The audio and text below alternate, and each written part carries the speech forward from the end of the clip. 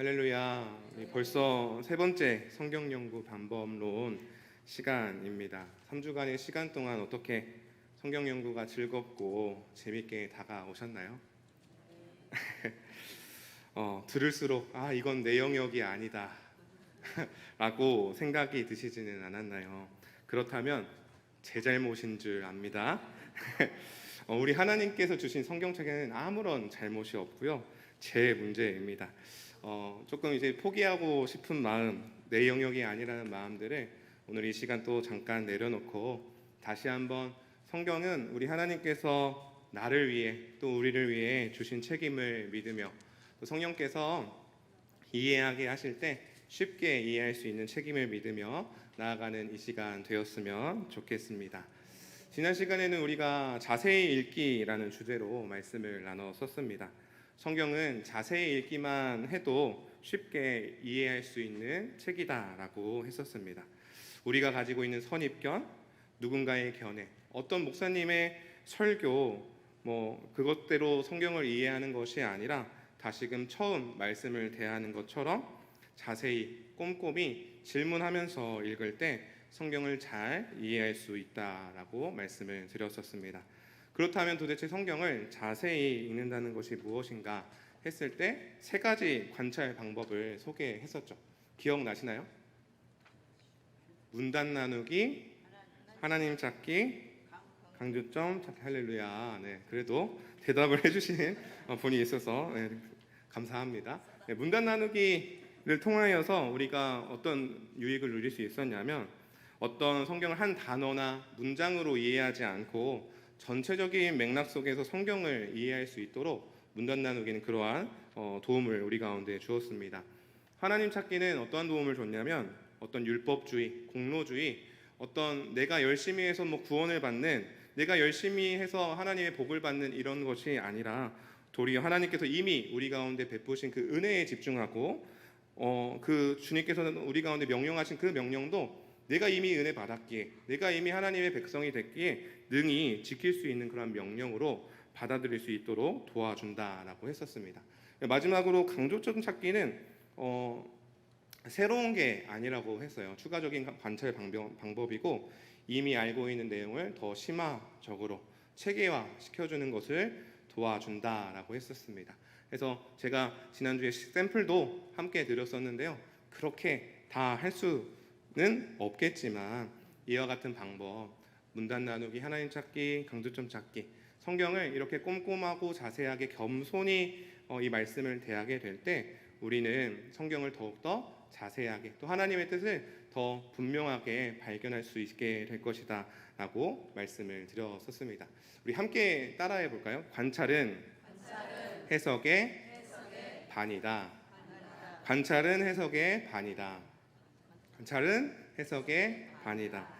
이미 이렇게 자세히 읽는 것만으로도요, 이미 우리 성도님들은 성경의 많은 내용들을, 하나님의 뜻과 그 의도들을 잘 발견할 수 있을 것이다 라는 그러한 말입니다. 네, 오늘의 주제는요, 의미 파악하기입니다.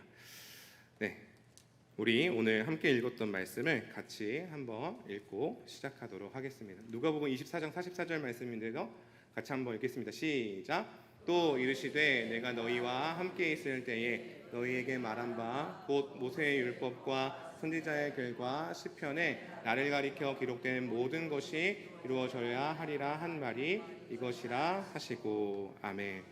이것은 이제 예수님께서 부활하신 이후에 예수님께서 자신을 가리키시면서 모든 이 모세의 율법, 모세오경, 역사서, 선지서, 시편 등 모든 구약의 성경들이 다 예수님을 가리켜 이야기한 것이고, 이 모든 말씀들이 예수 그리스도를 통하여서 성취되어진 말씀이다라고 설명하시는 본문입니다.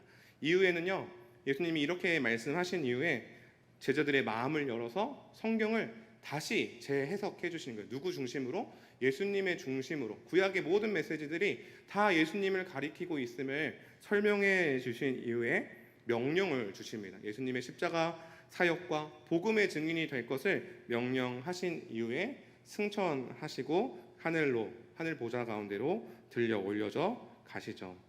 이렇듯 예수님께서 말씀하신 대로 모든 성경, 구약 성경뿐만 아니라 창세기부터 요한계시록까지 모든 성경의 내용들은 예수님을 중심으로 쓰여진 성경임을 알 수 있습니다. 따라서 우리가 성경을 이해할 때요, 자세히 읽는 것만으로, 내용을 파악하는 것만으로 전체 이 성경을 다 이해할 수 있는 것은 아니다라고 생각해야 된다라는 거죠. 우리가 한 번쯤은 우리의 관점을 바꿔서 우리의 생각하는 영역을 주님께로 돌려야 할 그러한 필요가 있다라는 것입니다. 그래서 오늘은 내용을 넘어서 내용을 파악할 뿐만 아니라 어떻게 하나님의 뜻과 하나님의 의도를 이 성경 가운데서 발견할 것인가에 대한 부분을 살펴보고자 합니다. 성경 연구의 1차 목표는요, 해석입니다. 즉 내용뿐만 아니라 의미까지 파악하는 것이 성경 연구의 목표라고 할 수 있는 것이죠. 내용은 본문을 읽고 알게 된 것이라고 생각한다면, 의미는 내용을 통하여서 발견하게 된, 알게 된 저자의 뜻과 의도라고 할 수 있습니다. 의미란 저자가 전하고자 하는 의도를 담고 있기 때문에 사상 또는 메시지라고도 표현합니다. 제가 사진에 무슨 사진인 것 같나요? 토끼와 거북이. 저 토끼와 거북이 다들 아시죠? 어떤 내용이죠? 네, 네. 그렇죠. 네, 토끼와 거북이가 경주를 했는데 토끼는 빠르고 거북이는 느리죠. 그래서 거북이는 열심히 끝까지 달려가다가 결국에는 이제 토끼보다 빨리 꼴이 나죠. 왜? 토끼가 중간에 잠을 잤기 때문에 그렇죠. 이것이 이제 내용입니다. 내용. 이 토끼와 거북이의 내용이죠. 그러면 토끼와 거북이를 통해서, 이 이야기를 통해서 저자가 주고자 하는 메시지, 의미는 무엇일까요? 토끼와 거북이가 어떤 의미를 우리 가운데 가져다 주죠? 안 들리는데요? 네, 뭐 끝까지 열심히 해야 된다, 근면성실해야 된다, 포기하지 않고 끝까지 열심히 하면 이룰 수 있다, 이런 뜻이 있을 거고, 또는 반대로 토끼 입장에서는 또 어떻죠? 재능이 많다고 해서 교만하면 안 된다, 이런 뜻이 있을 거예요. 이미 우리 성도님들은 내용을 통해서 저자의 의도를 파악할 수 있는 능력이 출중하신 것이죠. 어떻게 이렇게 토끼와 거북이의 의도를 잘 파악하시는지 성경 말씀도 잘 파악할 준비가 되신 줄 믿습니다. 네, 이렇게 어려운 이야기를 풀어낼 수 있는 정도라면 성경의 말씀은 우리 주님께서 쉽게 이해할 수 있도록 주신 책이기 때문에 잘 이해할 수 있을 거라 생각이 됩니다. 그런데 강의 안에도 나와 있는 것처럼요, 요즘 날의 사조가 어떻냐 했을 때, 요즘 날은 어떻게 모든 이야기나 글들을 이해하냐 했을 때, 글의 의미나 이야기의 의미가 어떤 저자에 의해서 결정되는 것이 아니라 독자들에 의해 결정된다라는 것, 정해진 정답이라는 것은 없고 내가 느끼고 내가 바라보는 것이 그게 정답이라고 말하는 것이 요즘 날의 사조라고 하는 것입니다. 마치 좀 이런 그림이 있더라고요. 토끼와 거북이 이야기를 이렇게, 글씨가 좀 보이시나요? 잠자는 토끼도 잘못이지만 발소리를 죽이고 몰래 지나가는 거북이도 떳떳하지 못합니다. 토끼를 깨워 함께 가야 합니다. 이게 맞는 얘기인가요? 무슨 해석이죠 이게? 저자가 전달하고자 하는 메시지하고는 너무 다르죠.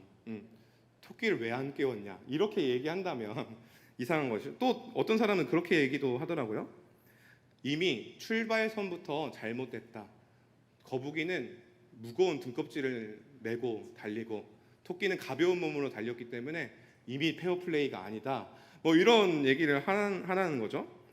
이런 이야기들을 들을 때 우리는 그냥 가볍게 웃으면서 넘길 수 있는 이야기겠지만, 우리가 이런 얘기들을 들을 때 어떤 정석을 벗어난 색다른 해석, 새로운 해석이 우리에게 굉장히 솔깃하게 다가온다라는 거예요. 어쩌면 굉장히 어떤 개똥 철학 같긴 하지만 어떤 논리를 가지고 이야기를 하잖아요, 그렇죠?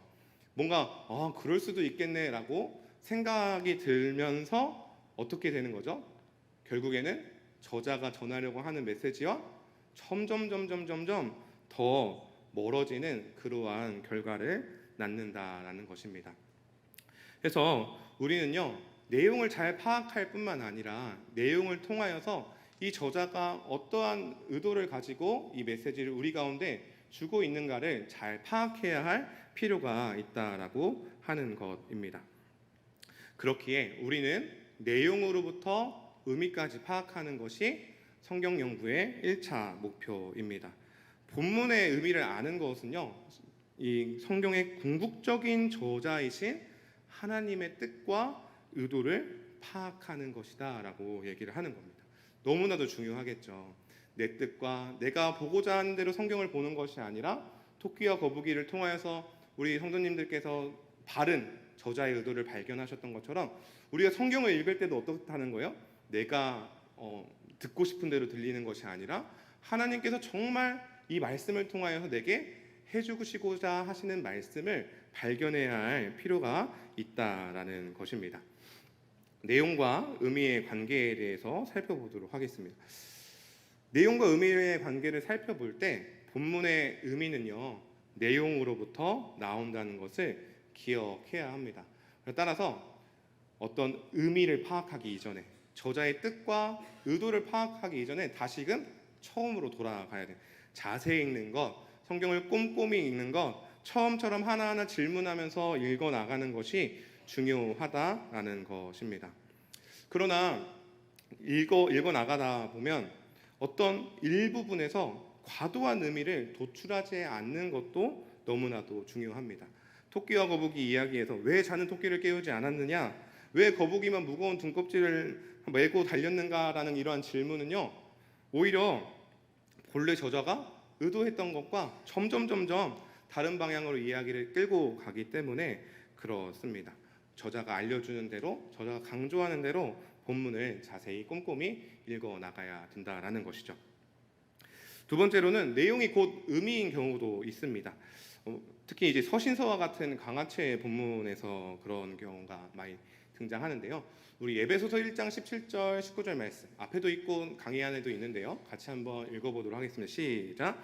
우리 주 예수 그리스도의 하나님 영광의 아버지께서 지혜와 계시의 영을 너희에게 주사 하나님을 알게 하시고 너희 마음의 눈을 밝히사 그의 부르심의 소망이 무엇이며 성도 안에서 그 기업의 영광의 풍성함이 무엇이며 그의 힘의 위력으로 역사하심을 따라 믿는 우리에게 베푸신 능력의 지극히 크심이 어떠한 것을 너희로 알게 하시기를 구하노라. 아멘.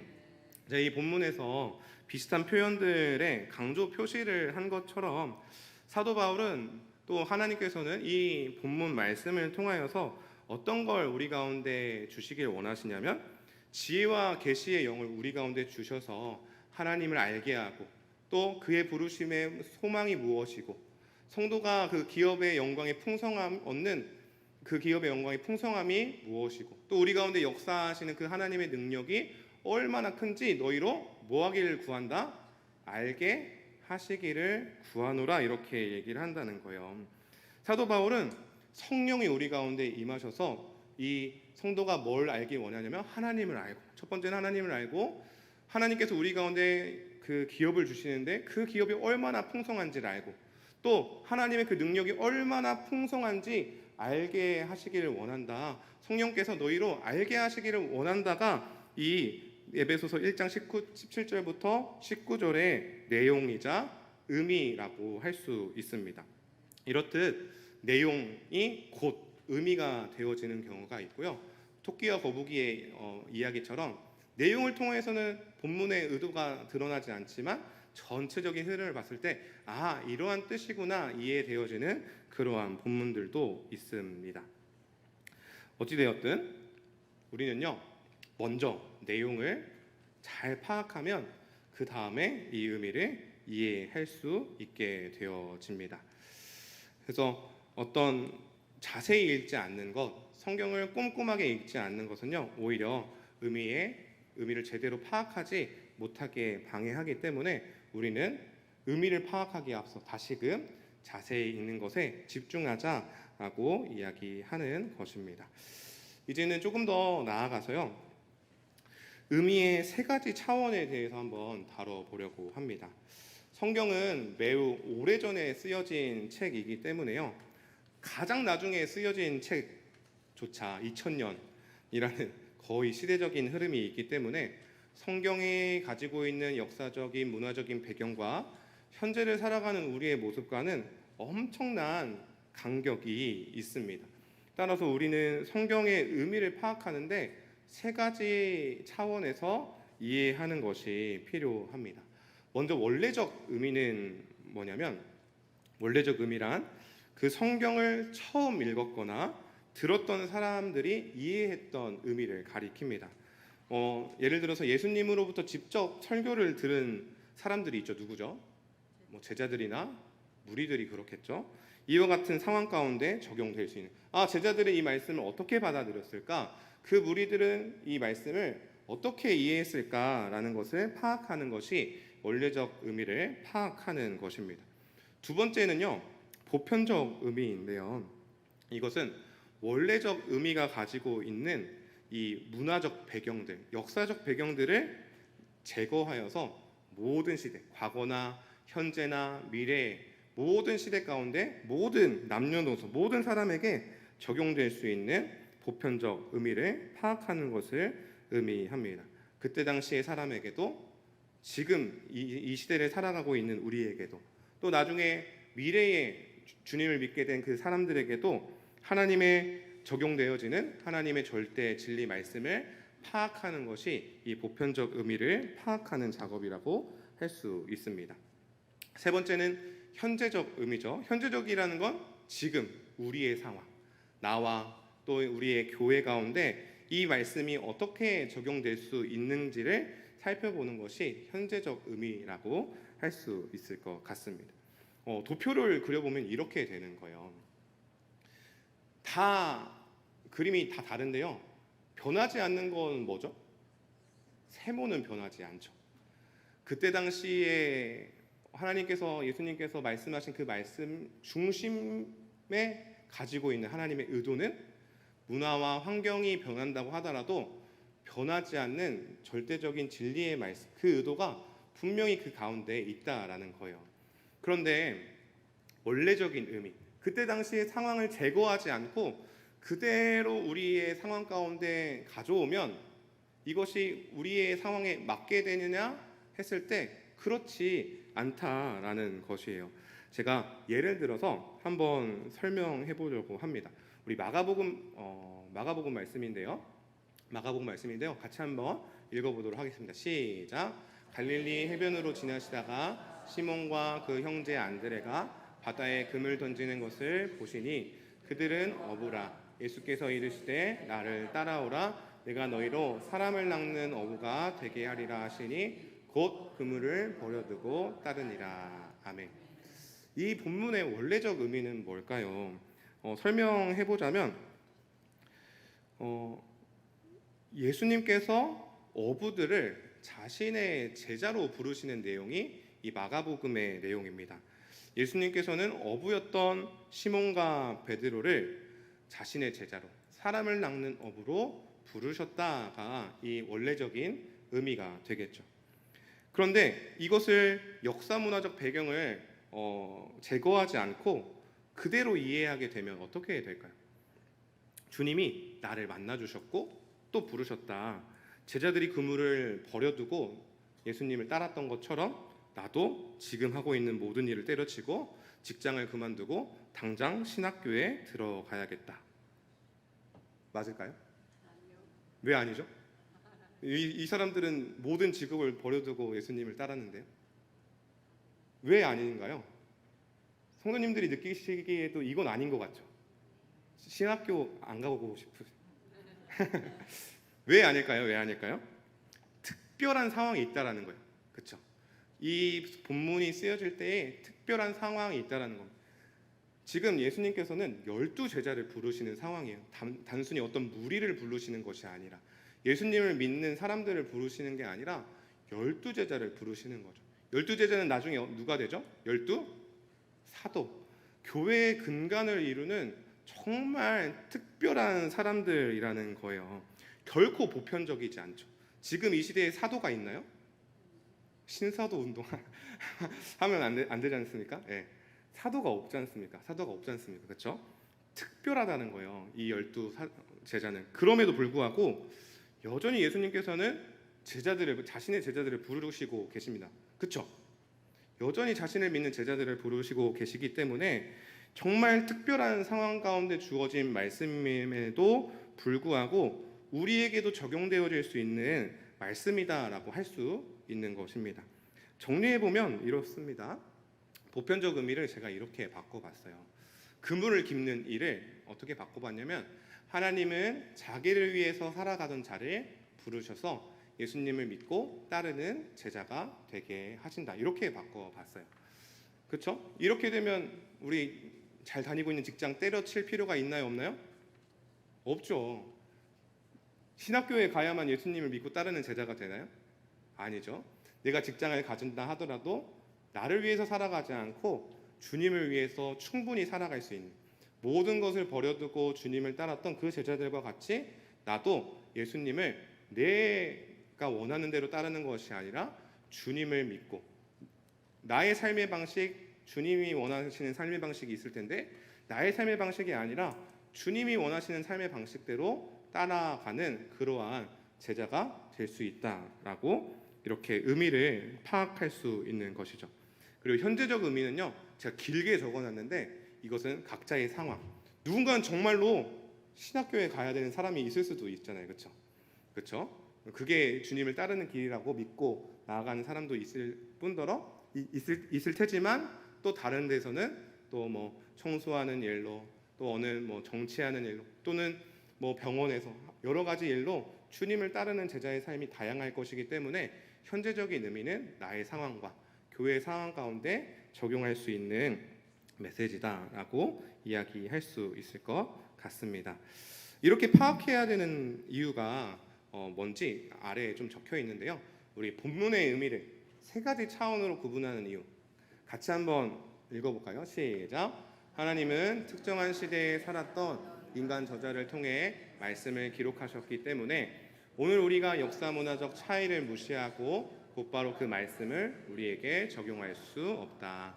그래서 해석자는 모든 시대와 모든 사람에게 적용되는 영원한 진리를 발견하는 연구 과정을 거쳐야만 한다. 이렇게 본문의 내용을 파악하고 원래적 의미를 도출한 후에 당시의 역사 문화적 배경을 제외한 보편적 의미로의 전환 과정을 원리화라고 한다. 말이 정말 어려운데요. 이 도표 그림인 거예요. 이 도표 그림. 그 원래적인 상황을 제거하고 영원한 진리 말씀, 이게 주님의 뜻이구나 파악했으면 그 파악한 것을 우리의 삶 가운데 적용하는 것을 원래적 의미, 보편적 의미, 현재적 의미다라고 할 수 있을 것 같습니다. 이러한 해석을 내가 어떻게 하냐라고 했을 때 이 해석을 좀 도와주는 세 가지 규칙, 원리가 있습니다. 이 3대 원리는요, 저희가 지난주에 자세히 읽기 세 가지 방법과 밀접한 연관이 있습니다. 문단 나누기, 하나님 찾기, 강조점 찾기. 우리가 배웠잖아요. 문단 나누기를 통하여서 문맥에 적합한 해석을 하고, 하나님 찾기를 통하여서 하나님 중심적 해석을 하고, 강조점 찾기를 통하여서 본문에 근거한 해석을 한다. 이렇게 이해한다면 오늘 이 해석의 3대 원리도 무리 없이 이해할 수 있으리라 생각되어집니다. 첫 번째, 문맥에 적합한 해석을 해야 한다라는 것입니다. 토끼와 거북이 이야기에서 살펴본 바와 같이 어떤 독특한 해석, 새로운 해석, 획기적인 해석 이런 것이 아니라 이야기의 흐름을 따라서 자연스러운 해석을 하는 것이 중요합니다. 본문에는 여러 가지 의미들이 나올 수 있어요. 뭐 이제 아까처럼 왜 잠을 깨우지 않았는가, 이러한 질문들이 될 수도 있죠. 그런 가능성이 있는데 어떤 그런 부차적인 내용들은 잠시 내려놓고 정말 저자가 주요하게 다루는 것이 정말 무엇인가, 전체적인 흐름에서 이야기하고자 하는 것이 무엇인가라는 것을 중심으로 해석해야 된다라는 것입니다. 두 번째는 하나님 중심적 해석이 필요합니다. 성경은 다른 책과는 달리 하나님이 누구신지 또 그분이 무엇을 행하셨는지를 중점적으로 다루는 책이기 때문에 하나님 중심적으로 성경을 해석하는 것이 너무나도 중요합니다. 지난주 말씀드렸던 것처럼 어떤 윤리적인 해석, 율법적인 해석, 이렇게 살아야지 너 왜 이렇게 못 살아? 라고 하는 것이 아니라 오히려 하나님의 은혜의 관점 안에서 이미 우리 가운데 주신 그 하나님의 은혜를 생각하면서 이 본문을 해석하는 것이 중요합니다.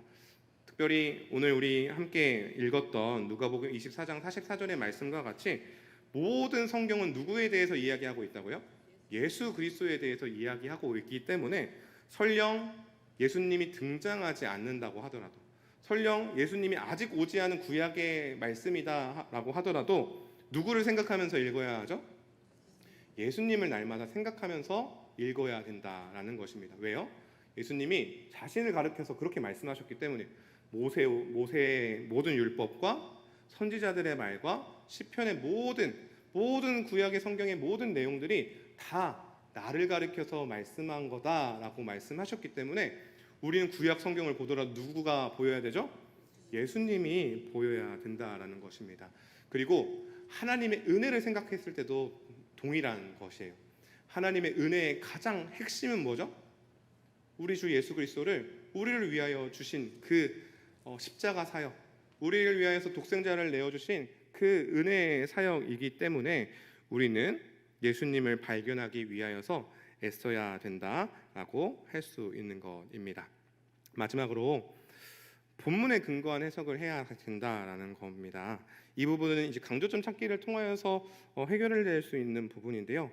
문법에 근거해서 이 문장의 동사가 뭔지, 주어가 뭔지 이런 이 성경을 꼼꼼하게 읽을 때 파악하기 조금 어려울 수도 있겠지만 꼼꼼히 자세하게 읽을 때 이것을 누가 하는 말인지 또 어떤 것을 하라고 하는 것인지 파악할 수 있습니다. 그래서 이 문법에 근거해서 자연스럽게 해석할 때 다른 식으로 해석될 수 있는 여지들을 미연에 방지할 수 있는 것이죠.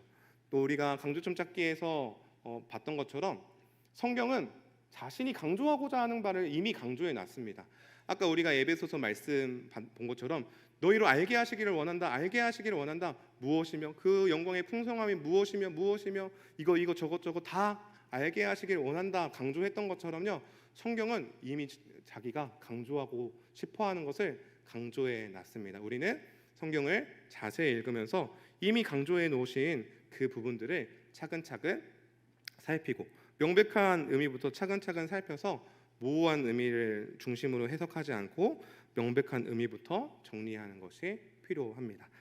특별히 제가 이제 의미의 세 가지 차원에서 말씀드렸던 것처럼요. 역사적 문화적 배경을 반드시 고려해서 해석해야 합니다. 그런데 우리가 한 가지 더 생각해 봐야 되는 것은요.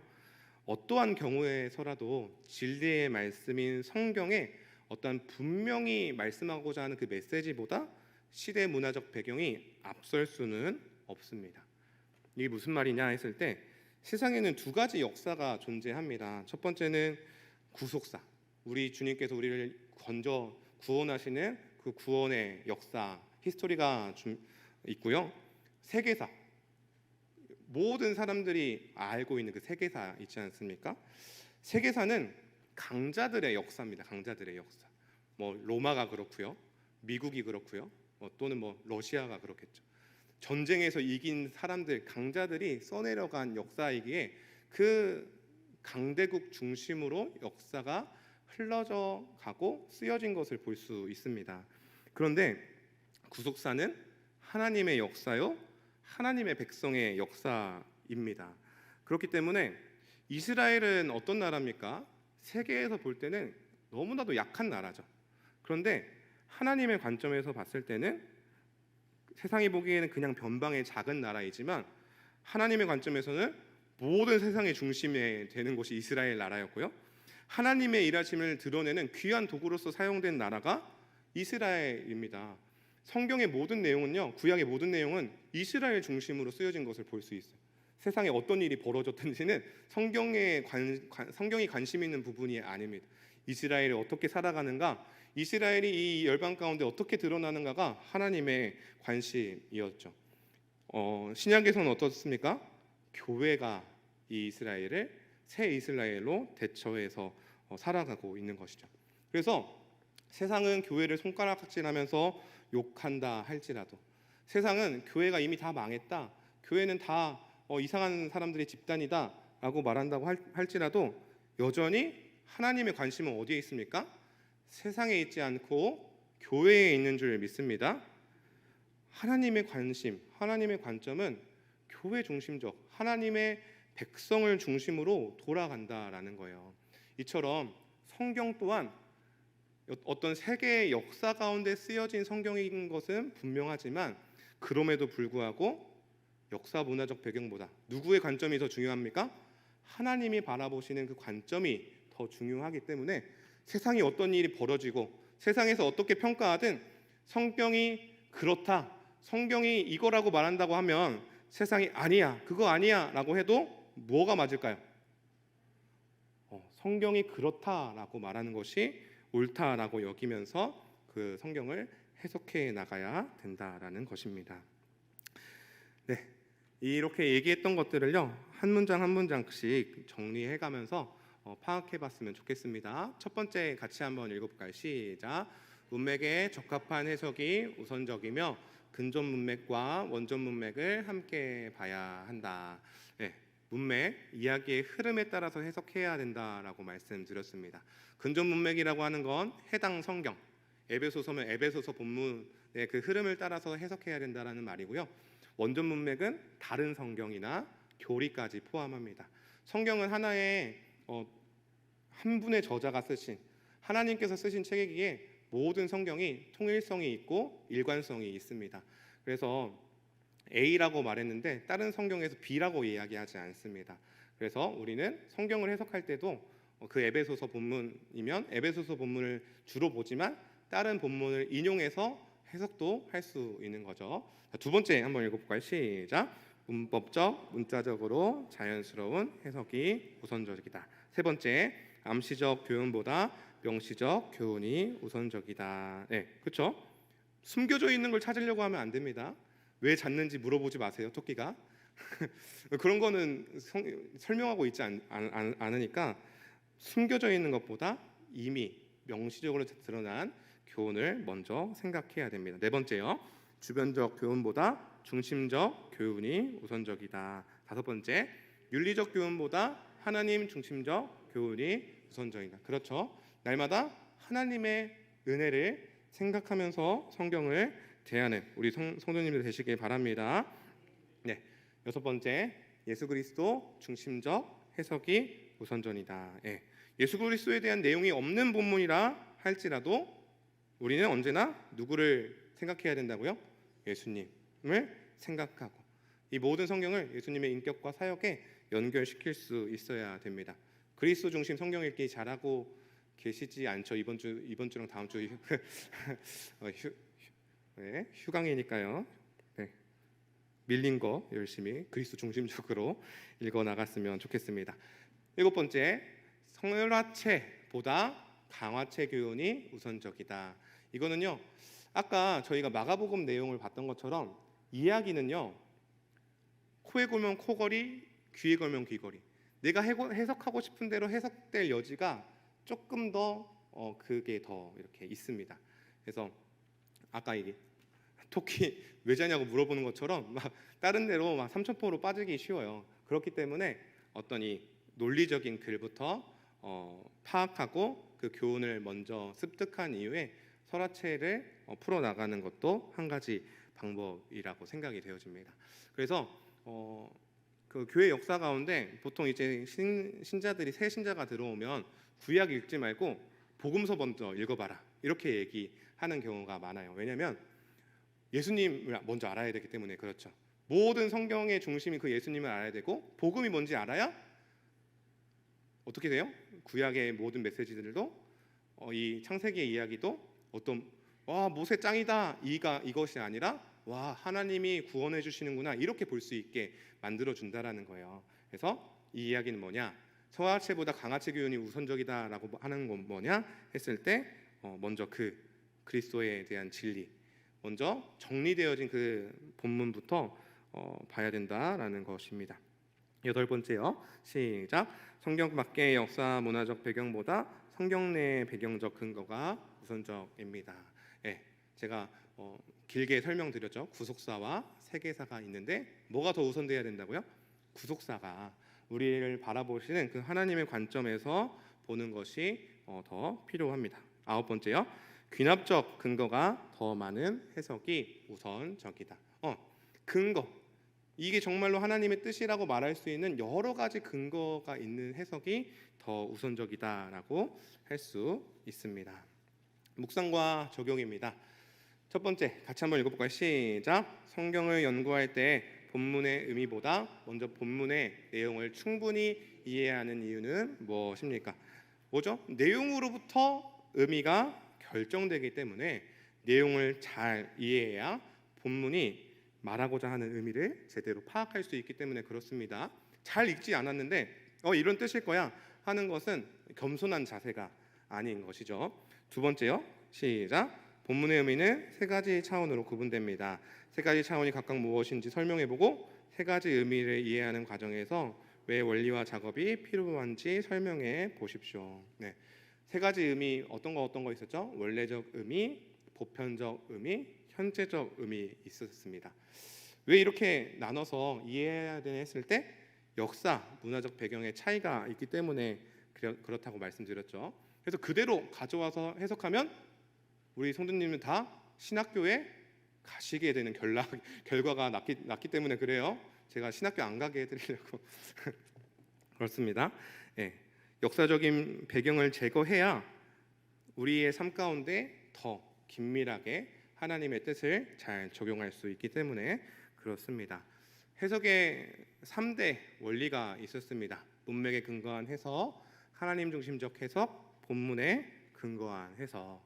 각각의 유익은 어떤 게 있었죠? 문맥에 따라 해석할 때 하나님께서 원래 의도하신 그 저자의 의도를 파악할 수 있었습니다. 하나님 중심적으로 해석해야 어떤 윤리적으로 해석하지 않고 율법적으로 해석하지 않고 내 공로적으로 해석하지 않고 하나님의 은혜의 관점에서 해석할 수 있다라고 말씀드렸습니다. 그리고 본문에 근거하여 해석할 때 본문이 강조하는 바를 강조할 수 있고 명백한 의미, 이 본문이 강조하는 그 명백한 의미를 파악할 수 있다라고 말씀드렸습니다. 이렇게 의미 파악하기까지 다 살펴봤는데요. 오늘 예시로 봤던 이 에베소서 1장의 말씀처럼 하나님께서 우리 가운데 지혜와 계시의 영을 주셔서 성경을 읽고 또 그 주님의 뜻이 무엇인가 겸손하게 알고자 하며 애쓸 때 하나님의 크고 놀라운 은혜를 깨닫게 되고 하나님께서 정말 알게 하시고자 하시는 그 모든 주님의 뜻을 알게 되어지고 또 삶 가운데 적용하게 될 줄 믿습니다. 그렇게 성경을 바라볼 때 묵상하게 될 때 그러한 은혜가 임하시는 모든 성도님들 되시기를 예수님의 이름으로 간절히 소망합니다. 아멘. 우리 다